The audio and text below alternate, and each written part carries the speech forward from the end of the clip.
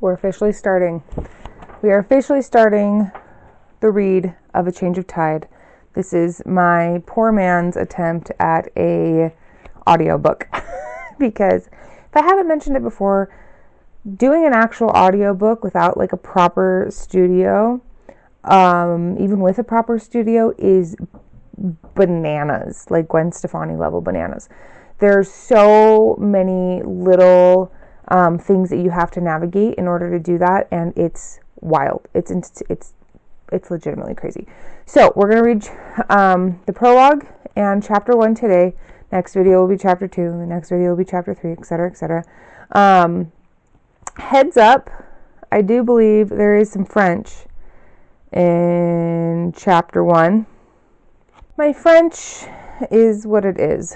So we're just going to do our best. Okay? Okay. So, A Change of Tide by D.C. Contour. Book 1 in the Legend of the Salt of the Earth series. Man, could the author have named it anything longer? Holy cow.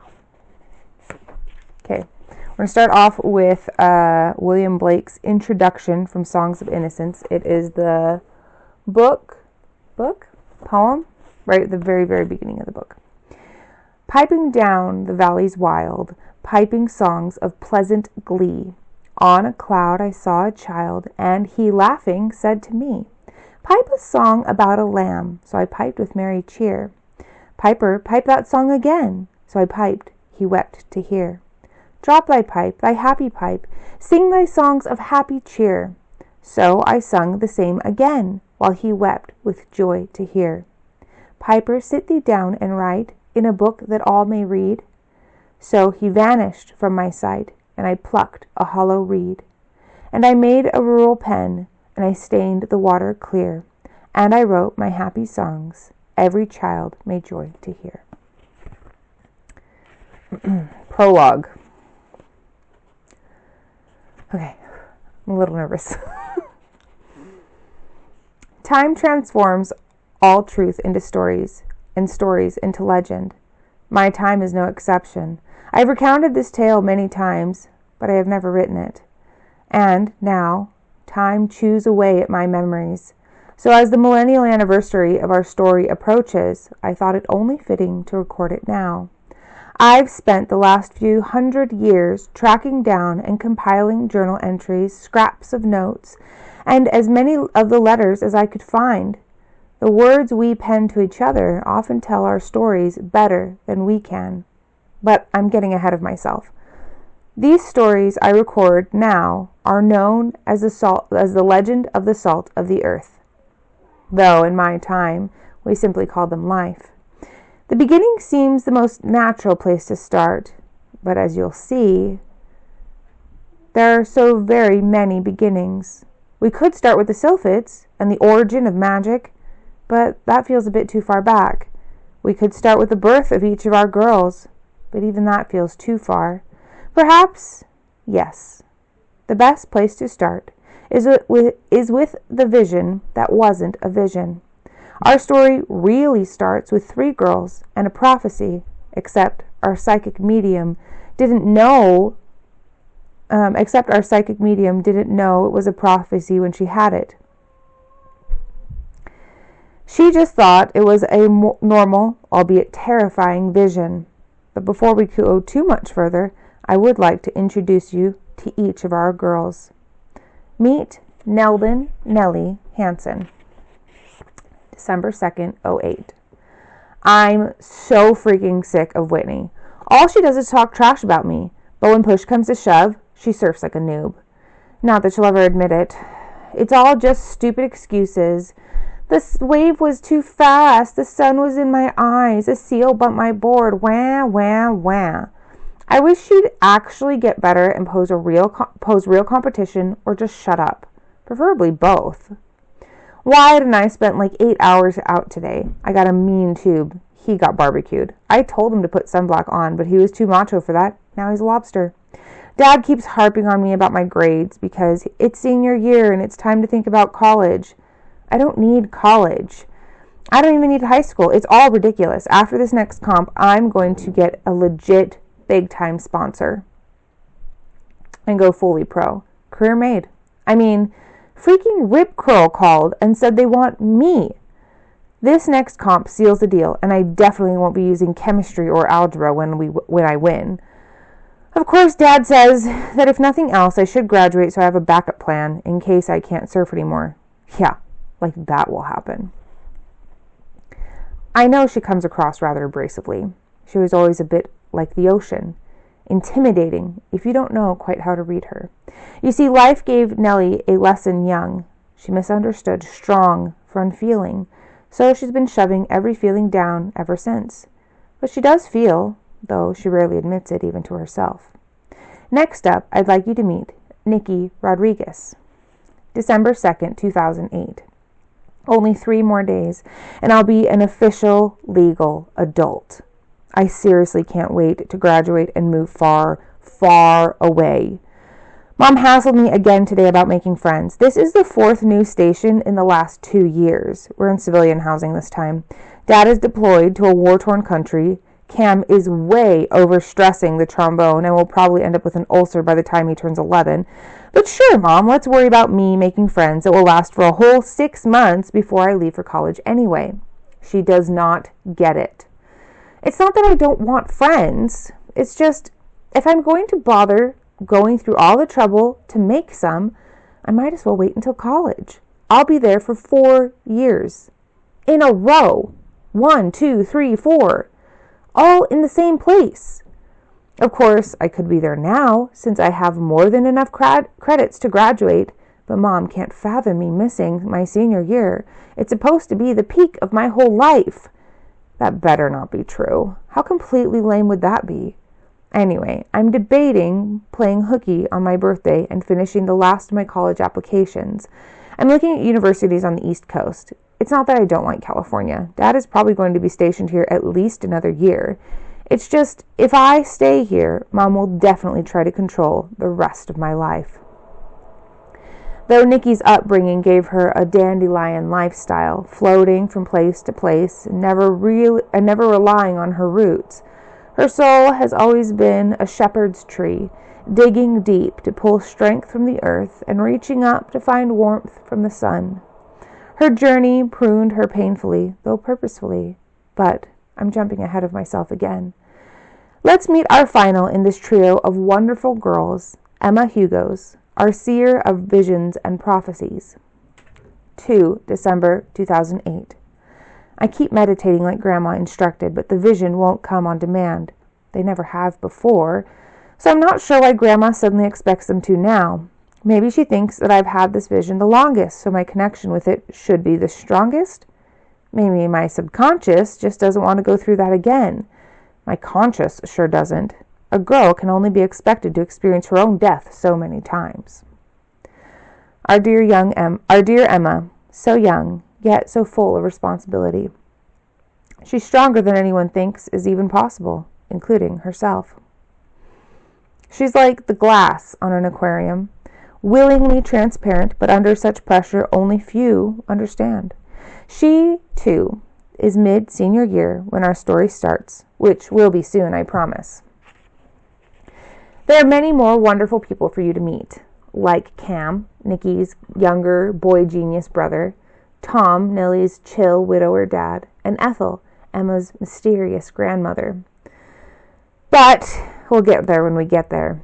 For now, I have one final item of business. You see, I felt this story was important to record before time completely erases it from my memory. I knew all these people quite intimately once upon a time. Time. What an odd friend. To my final item, the thing you absolutely must remember is this. Not everything will be revealed at once.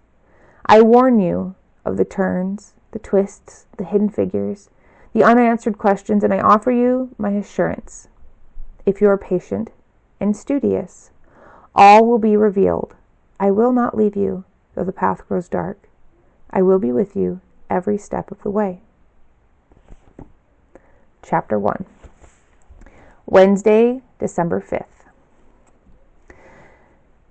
December 5, 08. The Christmas Eve Invitational is in 18 days. I'm feeling pretty good about it, but I don't want to jinx myself. I just keep going over it in my head. Rip Curl called. They want me. Me. They're coming all the way to dinky little Otter Sands, California, specifically to watch the Invitational. Specifically to watch me. Wyatt says it's a crazy big deal. He's not wrong. I mean, this could be it. It's so close, I can almost taste it. Nellie checked her white, waterproof Roxy watch. It was not quite 5 a.m. Joe! Nellie yelled from her room. Get your butt moving. No one cares what bikini you've got on. There was no reason to worry about waking up Tom, Joe and Nellie's dad. A weekday morning meant a morning run for him, so he was already gone. 5 minutes, came a yell from down the hall. Fine, but I'm leaving in 5, with or without you, Nellie yelled back as she closed her journal. She grabbed her duffel, walked through the house, and out the front door, not stopping until she reached her 1999 red Toyota Tacoma. She threw her bag in the truck and checked their boards again. Both surfboards were laying flat in the truck's bed. Nellie's favorite board, a green and blue 5'6" Takayama humu fish, was nestled safely between towels. Resting atop the fish was Joe's preferred board, a hot pink and neon yellow 6-foot scorpion, also by Takayama, with an old towel over the nose to protect it from bumping the tailgate. We'll leave Nellie flipping through radio stations and yelling some more at Joe, who was struggling to choose between her pink top with yellow bottoms or her yellow bottom with pink tops. And I'll tell you more about our girl. Nellie was a force. She had navy blue eyes, which narrowed any time she accepted a challenge. She was short, only an inch over 5 feet, but powerfully built. Her years of carving waves translated into one muscle-packed little body. She had never dyed her hair, though people often thought she did, because her roots were quite dark, even though the rest of her hair was more caramel blonde. This was an effect of Nellie's spending more time in the ocean than out. Surfing was life. Sure, she did other things, like going out with cute guys, many cute guys, but she dumped most of them because they got whiny about the amount of time she spent at the beach. Wyatt Fletcher was really the only guy who was consistently in her life, but as they'd known each other since they were in diapers, he never registered as a guy to her. He was her best friend, and as such, he would never ask her to give up surfing. He knew her blood was salt water, and her heart beat with the tide. There was no separating that girl from the ocean. Joe finally picked yellow with pink bottoms. The sisters argued all the way to the beach. It was the same argument they had had a million mornings before. If you just pick out the suit the night before, Nellie said, as she drove down the hill through the misty morning. I know, Joe said, crossing her arm. Sunrise isn't for another 2 hours. It's called Dawn Patrol, Nels. You know, dawn as in when the sun comes up? Nellie rolled her eyes, holding the wheel with her knee as she put her shoulder-length hair in a tight ponytail. You know you don't have to come. Ugh, like I'm catching the bus to school, Joe scoffed. Whatever, Nellie said. Just, please, can you be on time tomorrow? She clicked on her blinker. I will, Joe said. I don't care about being a little late to school, but you know how Dad gets if we don't leave on time, and we can't be late to school, so every minute we lose is another minute lost surfing. I know, Joe said, batting away Nellie's familiar complaint. Oh, look! Joe pointed to a car as Nellie pulled into the dirt lot next to the beach and parked. Grace and her dad are here. Joe opened her door. Cool, Nellie said absently as she rummaged through the back of the truck. Joe, you put my wetsuit back in here, didn't you? Joe stood on the doorframe, using the height of the truck to scan the ocean for her best friend. The wind snatched Nellie's question before Joe heard it. She hopped down and began getting dressed for the freezing water. Joe, Nellie said louder, elongating the vowel. What? You borrowed my suit yesterday, and you said you'd put it back. Where is it? Joe gasped as she wiggled into her own wetsuit. I forgot. I washed it for you, though. It's hanging in Dad's shower. Joe squinted and apologized. Do you want mine? She gestured to the suit already pulled halfway up her middle. No, Nellie grunted. She grabbed a white, long-sleeve rash guard, murmuring to herself about how unfair it was that Joe fit all her things, but she somehow didn't fit any of Joe's. The girls locked up, grabbed their boards, and ran down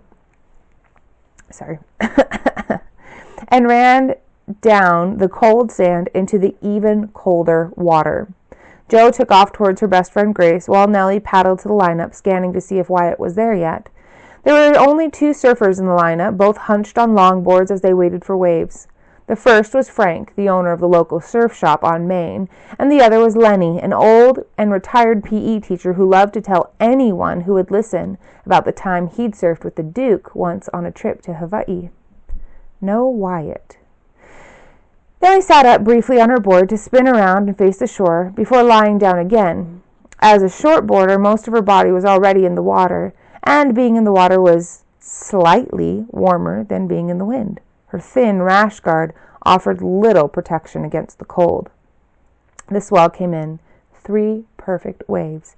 Nellie waited for Frank and Lenny to line up and take their waves. Finally, the 3rd wave was hers. She paddled for it, the rush warming her body. She caught it easily and popped up. Carving her way up the wave, Nellie snapped back, sending a spray of water above her. She floated over the white water, pumping to catch more speed. Nellie dug deep into a front side bottom turn and kissed the lip of the wave before flying off the board and cannonballing into the water. A short ride, but a fun one. Nellie popped up and whooped. "Nice one," Joe called from several yards away. Nellie pumped her arm and hopped back on her board. She duck dived under the incoming wave before paddling back out to the lineup. She caught perfect wave after perfect wave after perfect wave for hours.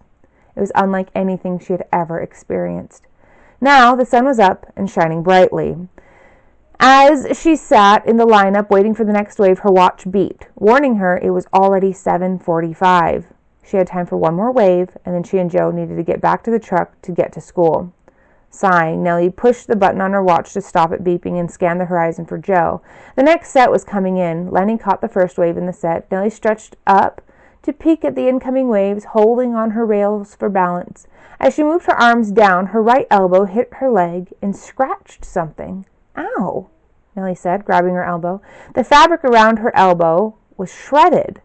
She looked down at her leg. At first she thought she'd caught some debris, a bit of branch or something like that, but when she looked at her leg, she saw it. The patch on her skin that was shiny and iridescent black. Nellie touched the patch. It was rough, like shark skin, like fish scales. Pulling her hand back quickly, Nellie said, "What the?" An unseen wave pummeled her from behind, sending her through the washing machine. Instincts kicked in, and Nellie covered her head and neck with her arms, curling her body up into a ball to wait out the wave before popping up again.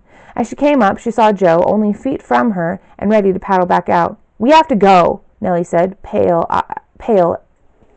and eyes wide. "Is everything okay?"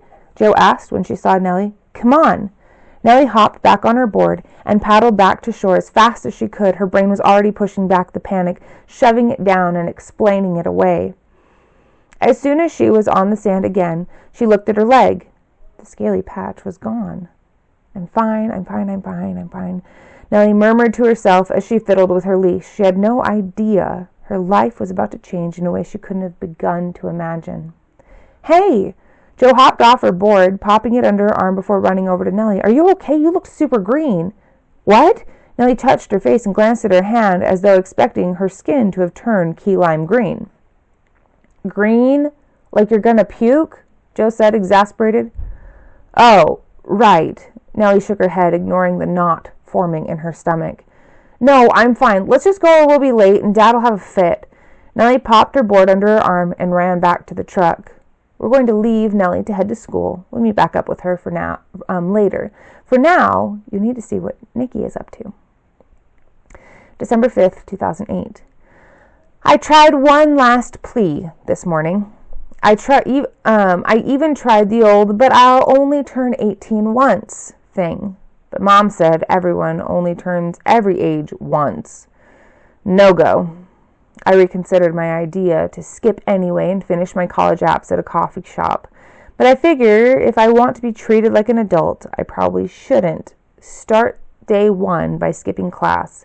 It doesn't exactly scream responsible. Groaning, Nikki closed her journal and turned up the radio, losing herself in the lyrics to Rhiannon.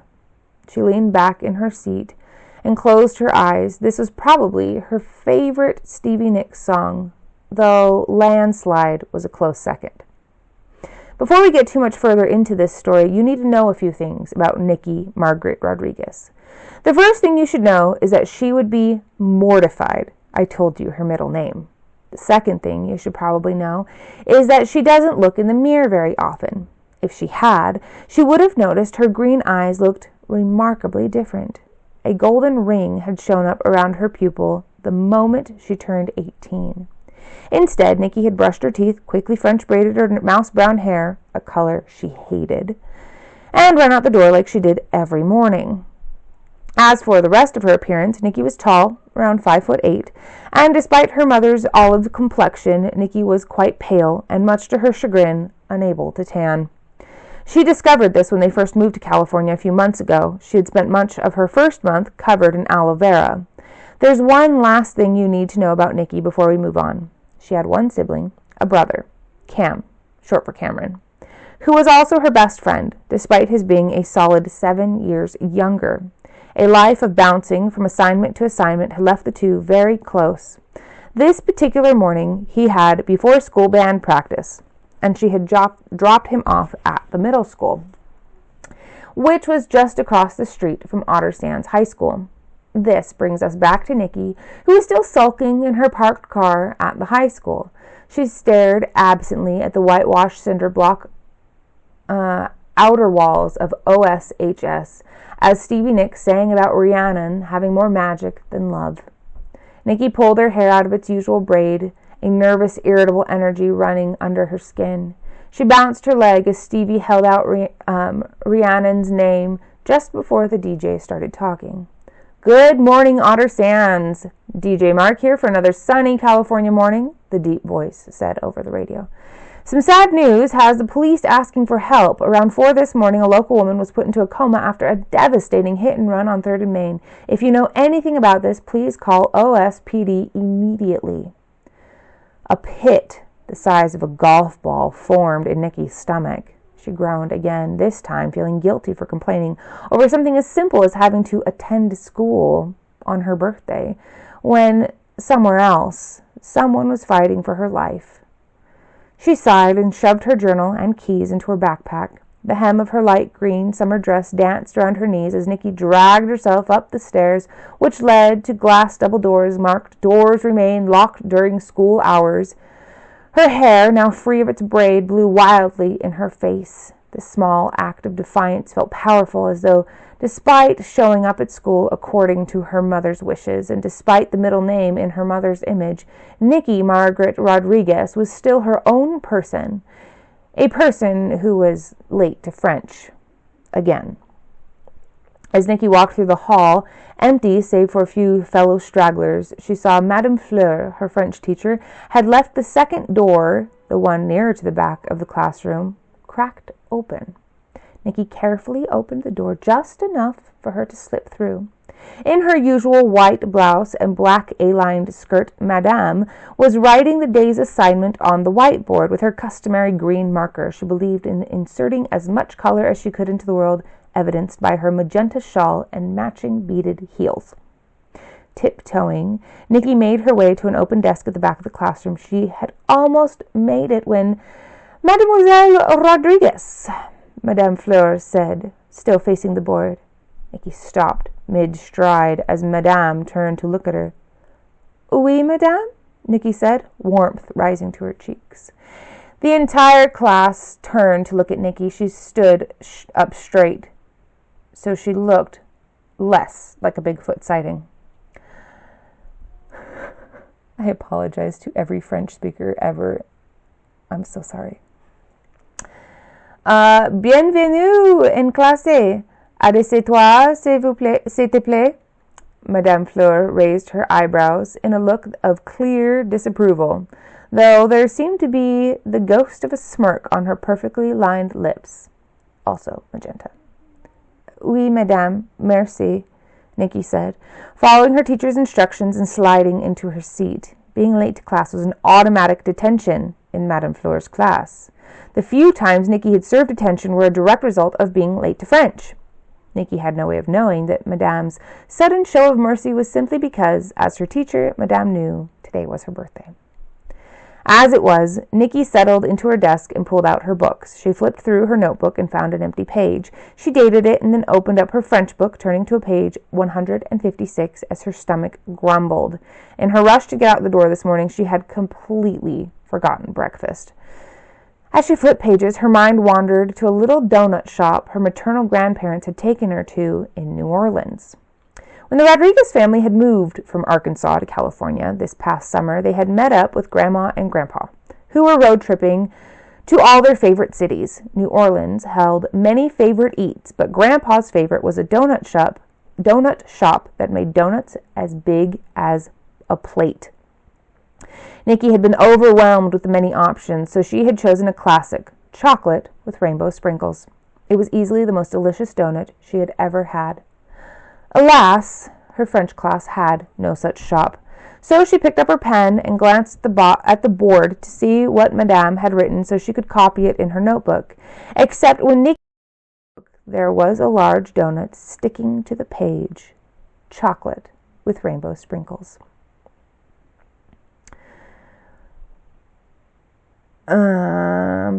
Her heart caught in her chest. Her brain raced, trying to make sense of the donut's sudden appearance. Goosebumps enveloped her as panic rose like bile. Somewhere in the back of her brain, her military kid training kicked in. A whole life filled with packing go bags and family-run fire and emergency drills meant she was good in an emergency. Usually. Nikki could almost hear her dad's voice telling her to close her eyes, take a deep breath, and then, clear-headed, make a choice.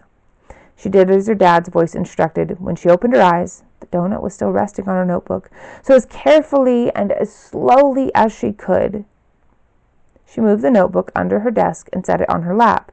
For the rest of her French class, she picked away at the donut with her left hand, no point in wasting a perfectly good breakfast, and scribbled her French notes on a piece of paper. By the time class was over, despite her efforts, Nikki's pointer finger and thumb were sticky and discolored from the creamy chocolate frosting. She packed away her things and darted to the bathroom to wash her hands. She found herself alone, which would turn out to be quite the blessing. For as she dried her hands, Nikki looked up in the mirror. A single thought floated across her mind. I wonder what my hair would look like black. That's it. One thought. Then a blink later, it was. Her hair was black as thunder. A piercing scream filled the bathroom, and it took Nikki a moment to realize it was coming from her. Slapping her hands over her mouth, she backed up into one of the bathroom stalls, locking it immediately. Nikki swallowed, trying to force the frenzy building in her chest to quiet. She braced herself on the stall and closed her eyes. Feel your feet. Feel your feet, she whispered, as she focused on the feeling of her feet inside her shoes. Of her feet in her shoes. She had worn her favorite red Converse. Nikki pushed her toes down, trying to feel each individual pad pressing down, trying to feel the texture of her sock being compressed between her foot and shoe. Rand, her dad, had taught her the simple trick when she was about 10. He told her it was what he did anytime he felt overwhelmed. Several deep breaths later, Nikki opened her eyes. The rush in her chest had subsided, though her mind still raced. I can do this, she whispered. Wiggling her toes one last time, she blew out a breath and opened her eyes and the stall door. She peeked through the door to ensure she was alone before she opened it fully and walked over to the mirror. With her new, darker hair, Nikki's green eyes shined. They no longer faded into her face. She finally noticed the golden ring around her pupils. She touched her cheek. What happened? Somewhere in her brain floated the thought, well, at least it isn't bubblegum pink. Mom would freak if... But before the thought had finished, Nikki's hair had, you guessed it, turned bright pink. Nikki white-knuckled the sink and inhaled sharply. Black as night, black as night, black as night. Her brain screamed. She blinked. Her hair was raven black once again. "Okay," Nikki said. "Home now." She grabbed her bag and charged to the exit, dodging through the masses of students all headed to their next classes. "We're going to leave Nikki heading home. Don't worry, she gets home safely. And jump back to Nellie. I promise we will see Emma soon, but Nellie is about to get some life-changing information." Later. This morning, Joe and I hit the surf like we do every day before school. The ocean must know it's my birthday or something because it was perfect waves all morning. But before I could catch my last wave, something weird happened. Something if I hadn't seen it, if I hadn't felt it, I wouldn't even believe it. I found a patch of scales on my skin, but not like they came from a fish and were just on my skin, but like growing on my leg, like instead of skin, scales. I ate a wave, and by the time I made it to shore, no scales. Joe could see I was freaked out, but I didn't tell her. I thought about it, but I know her. She'd say I'm crazy. I'm not crazy. I am not crazy. Am I? Wishing she had grabbed a sweatshirt, Nellie wiggled in her white t-shirt, now wet from her still damp, bright blue bikini top. Goosebumps raced over Nellie's arms and up her back. She blamed the air-conditioned chemistry classroom. Mrs. Hammond stood at the front of the class in her usual fish-printed muumuu, today's was purple, and drew molecules on the board. Nellie's mind was not on chemistry, rather it was racing with the morning's events. This was the third time she'd been invited to compete in the Christmas Invitational. She'd missed the first year because they'd been in North Idaho for a funeral. Last year she had to decline again because she had an impossibly bad stomach flu, and her dad, Tom, forced her to stay home. Something about how blowing chunks while surfing was basically chumming. Nellie thought it was a load of crap. But her dad's number one rule... I need to go put my chickens to bed. Her dad's number one rule was safety first. The Invitational wasn't on its own a big-time event, but as its name suggested, it was invitation only. If she turned them down for a third year in a row, there was no guarantee they'd invite her back. Nellie absently flipped through the pages of her open chemistry book. She couldn't risk declining the invitation again, especially not with Rip Curl coming. The thought of Rip Curl made her stomach flip. And not in a happy, excited way it used to. Nellie gritted her teeth and took a long, slow breath through her nose. The fact was, she couldn't compete under such high scrutiny and risk having scales show up all over her legs. No brand would want a girl with a weird, fishy skin condition showing off their high-brand bikinis and rash guards, least of all Rip Curl. Rubbing her face with her hands, Nellie's fingers brushed the scar that ran parallel to her eyebrow, almost down to the outer corner of her eye. She acquired the scar wiping out on surf that was way too big for her. She had paddled back out after her board had clocked her in the face and caught her first ever tube with blood streaming down her face. She had smiled the entire time the doctor stitched her up. Nellie was pulled from her thoughts by her lab partner elbowing her in the side. Nellie gaped at the girl and mouthed, "What?" "Dihydrogen monoxide," the girl whispered. "What?" Nellie whispered back. The girl widened her eyes and nodded toward the front of the class. Nellie turned and saw Mrs. Hammond heading toward her, holding a giant model of molecules. "Miss Hanson," Mrs. Hammond said, her eyes narrowing, "what molecule am I holding?" Nellie's mouth hung open, her brain blank. At least it was until her lab partner elbowed her again. "Dihydrogen monoxide," Nellie spouted. "And its more common name, Miss Hanson?" Brain racing, Nellie flipped through her book, but before she found the page, her brain caught up. "Water," she said, looking up at her teacher. Mrs. Hammond's stern look softened. "Very good. Pay attention, please." She went back up to her mass of molecules, rearranging them in preparation for the next unsuspecting student. "Thanks," Nellie whispered to her lab partner. "No problem," the girl said, glancing up. Her bright blue eyes stared at Nellie through purple, sparkly, horn-rimmed glasses, and for a moment before returning to her doodle. "I'm Emma, by the way. I told you we'd see her soon." "Oh, right," Nellie said. "I'm Nelvin, but you go by Nellie. I know. We've been in every science class together since 7th grade. Emma said, not looking up from her paper. She had drawn an intricate bunch of rue flowers and was now tracing each with her yellow highlighter. Right, Nellie said again. Her stomach flopped unpleasantly. Emma wore a mustard yellow blouse, flowing and tied at the neck with a white ribbon. Most of her hair was down, though several small braids peeked through the loose strands. Some braids had beads on them, others were braided with yarn. The burgundy, emerald, and plum stood in stark contrast to Emma's blonde, beachy waves. Hanging from her neck was a simple chain carrying a silver wedding band and a large, almost clear stone. The wedding band had belonged to her late mother, but of course Nellie would not learn this until much later. "I'm not great with names," Nellie said. "It's okay, but you ought to pay attention before Mrs. Hammond gives you detention," Emma whispered, still focusing on her drawing. "But, Miss Hanson, I already warned you once." Mrs. Hammond, sorry, the teacher's name used to be Harmond, and then it got changed to Hammond, and my brain's reverting. Mrs. Hammond walked up to Nellie's side of the work table and put down a pink slip.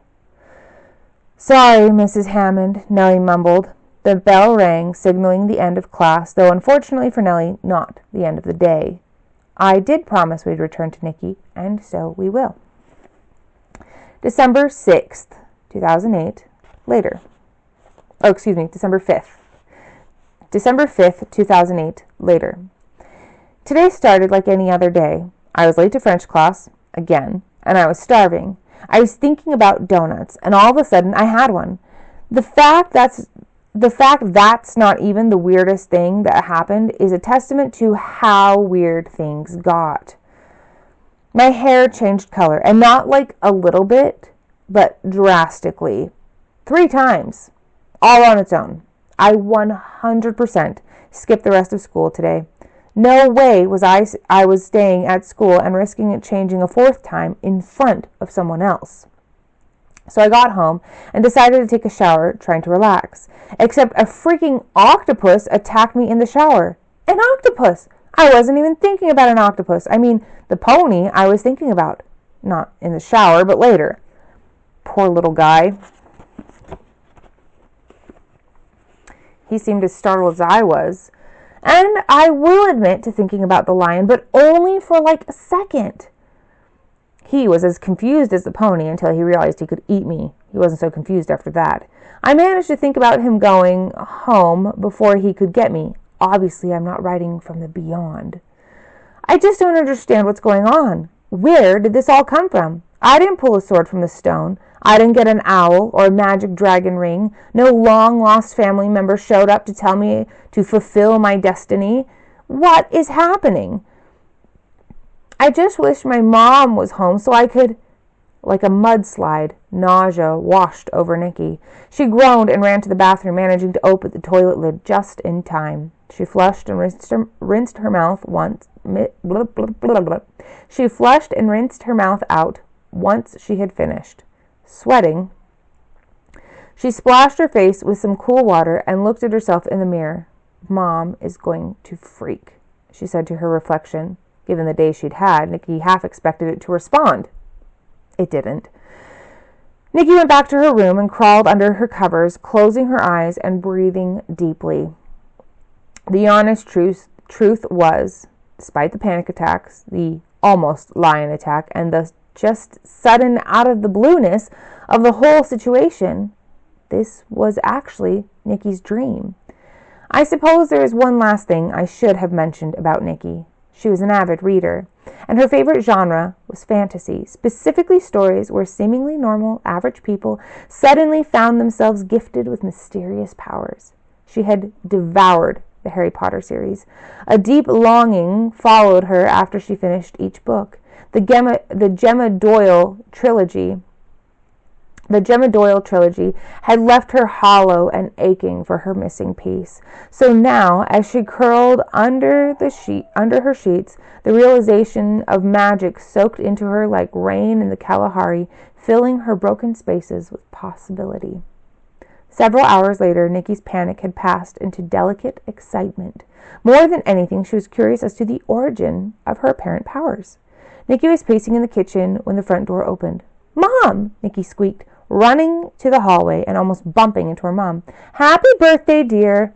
Margaret's muffled voice came from behind the brown paper grocery sacks.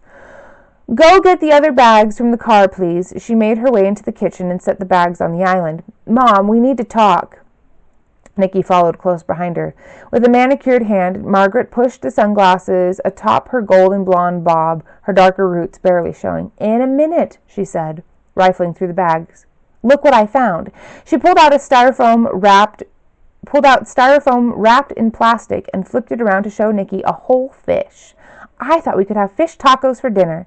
Looking at Nikki for the first time since she got home, Margaret held the fish with her palms while she did spirit fingers. Nikki said. All thoughts of magic were pushed from her mind by the watery eye of the fish labeled Golden Pompano. Hopefully I said that right. Staring at her below the sticker stating that he was $3.65 per pound. Your hair! Margaret's voice fell as her hands closed over the fish. She sighed. Couldn't you have at least cut it? A bob would look so cute on you. Nikki rolled her eyes. I like my hair long, and, she added, eyeing the fish, I don't really like fish. Right, well, I'll eat the fish. And you and Cam can have regular tacos. I think I bought beef, Margaret said, digging through the bag. I have magic powers, Nikki blurted out. Her hands jumped immediately to her mouth. Excuse me? Margaret said in the same tone she used that one time she heard Nikki swear. At that moment, the door opened again, and Cam came in, dragging his trombone case behind him. What the heck, you guys? He pushed his mop of dirty blonde hair from his face. Did you walk home? Margaret asked, gasping and dropping the fish. She ran to Cam as though he may have been wounded. No, Cam said. Jody's mom gave me a ride. But I still had to lug this thing up the front steps, he added, plopping his massive trombone case down in the hallway. Nikki, today was your day to pick up your brother. How could you forget him? Margaret's green eyes flashed, all 5 feet and 3.5 inches of her tensed, ready to pounce.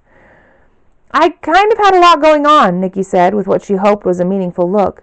That is no excuse, Margaret snapped. Is this some lame attempt to prove that you can do what you want now that you're 18? What? Nikki scoffed. No, I forgot today was my day because I had a lot going on. She enunciated the last 4 words. I can't believe you forgot your brother, Margaret said, tousling Cam's hair, hugging him to her and glaring at Nikki. Mom, Cam said, gesticulating. It's not like she said, gee, who's Cam when you asked. Besides, you've forgotten to pick me up loads. Cam glanced up, caught the look in his mother's eye, wiggled his way out of her grasp, and said quickly, well, I better get to practicing. I've got that tricky solo. He pushed his trombone to his room as fast as he could, screeching down the hall before he shut his door.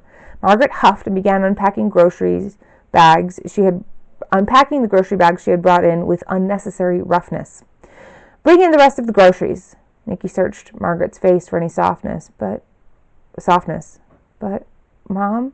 Now, Margaret said, finality dripping from the single word. She turned her back on Nikki. Eyes glistening, Nikki clenched her jaw as her lip quivered. Margaret stood stiff and still in front of her. Nikki found herself being pulled between 2 basic desires. Following her own path, which held new and unexplored magic, and following the path set for her by a loving, albeit overbearing, mother. She opened her mouth and clenched her fists. She was going to tell Margaret about everything, about what really happened with her hair, and about the pony, and the lion, and the octopus. As Nikki stood there, her frenzied heart beating in her throat, she seemed to collapse in on herself. Her shoulders slumped, her head dropped, and her hands hung deflated by her side. Wiping her eyes, Nikki shuffled outside to unload her own birthday cake.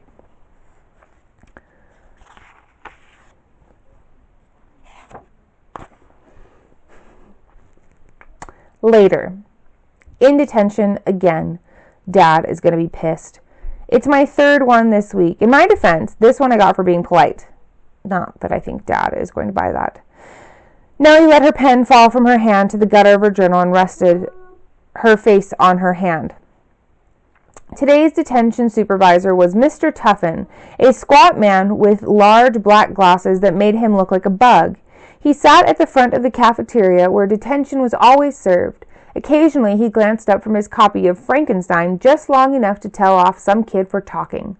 At one of the long tables, Nellie stared into her emerald green backpack, debating whether she should use her hour of detention time to do her English or chemistry homework. Neither felt particularly tempting. Wyatt ran up. His usually tan skin was pink and peeling. His curly brown hair frizzled out from his post-PE shower. "Detention?" he asked. "Scored it in chem. You too?" Nellie asked. Spending her detention with her best friend would at least make it less miserable. "Not today," Wyatt said. "Actually, I meant to ask you earlier and totally spaced. You up for a night surf?" "Totally," Nellie said automatically. "Good," Wyatt said, his eyes brightening. "Night surfs on your birthday are always the best. You know the ocean respects birthdays."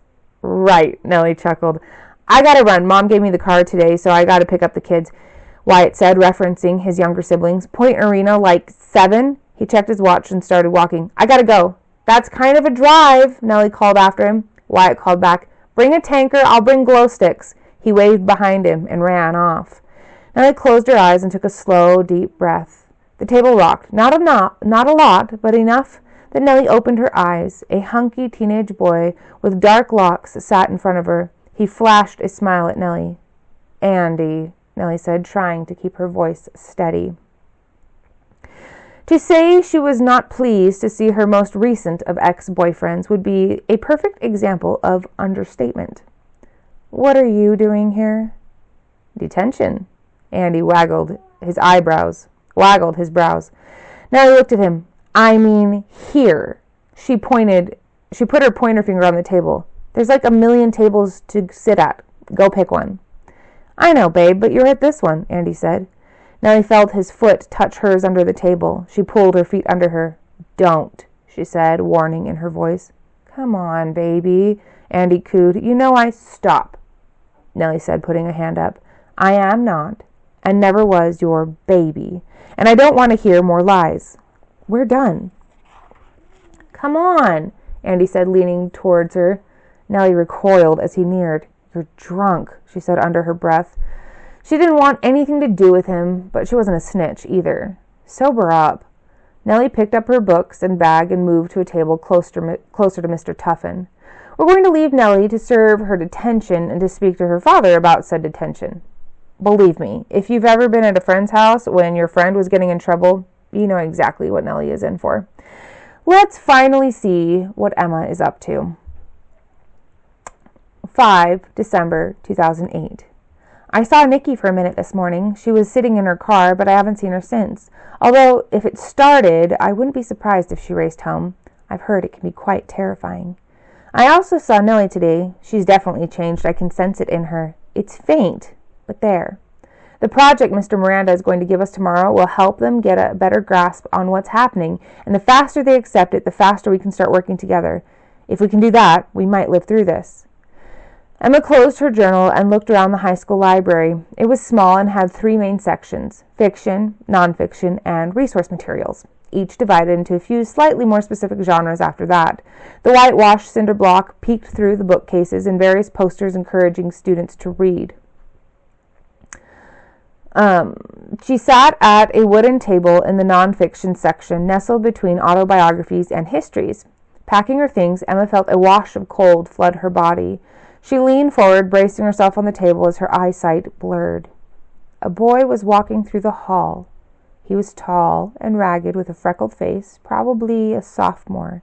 His pants were suddenly wet, and the students around him burst into laughter, taunting him. A red-headed girl walked away from him, a crushed and empty water bottle in her hand. As the vision subsided, Emma's eyesight returned to normal. She grabbed her things and made her way to the hallway. Almost immediately she saw him, freckled face and all. Head down, but keeping her eyes on the boy, Emma strode towards him. It didn't take much, just a small bump and an, "Oh, I'm sorry." The boy barely even registered what had happened. The disgruntled redhead, water bottle still full, frowned and shrugged before heading back to her gaggle of friends. Meanwhile, Emma exited the building and sighed as she breathed in the warm humidity of the afternoon air. The perfect weather felt like a birthday present just for her, warming her skin, even if it didn't completely soothe her troubled heart. She was forever plagued by one question. Why couldn't people just be kind to each other. Emma knew better than most that life was not guaranteed. Time was a fair weather friend. Of course, dealing with the dead as a psychic medium provided Emma much more empathy than the average 18-year-old. And that is the end of chapter 1. And next week, I will have a bottle of water because holy cow, my mouth is dry.